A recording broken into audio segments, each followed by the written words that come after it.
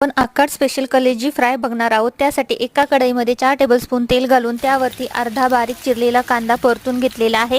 त्यानंतर त्यामध्ये ओलं वाटण 2 चम्मच घातलेले, आलं लसूण पेस्ट घातलेली आणि ते थोडं परतून घेतलेले आणि त्यानंतर त्यामध्ये 1 चम्मच चटणी घातलेली, चवीनुसार मीठ, जिरा पावडर, धनिया पावडर, हळद आणि गरम मसाला, काळा मसाला हा अर्धा चम्मच त्यामध्ये घालून घ्यायचा आहे आणि ते चांगलं खरपूस तेलावरती तेल सुटेपर्यंत भाजून घ्यायचे।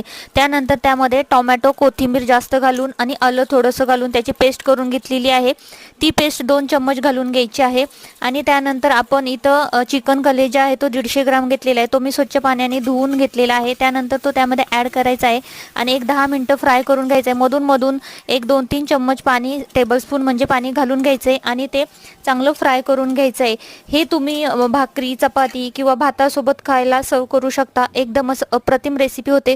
तुम्हाला ही रेसिपी आवडली असली तर नक्की चॅनलला सबस्क्राइब करायला विसरू नका। थँक्यू।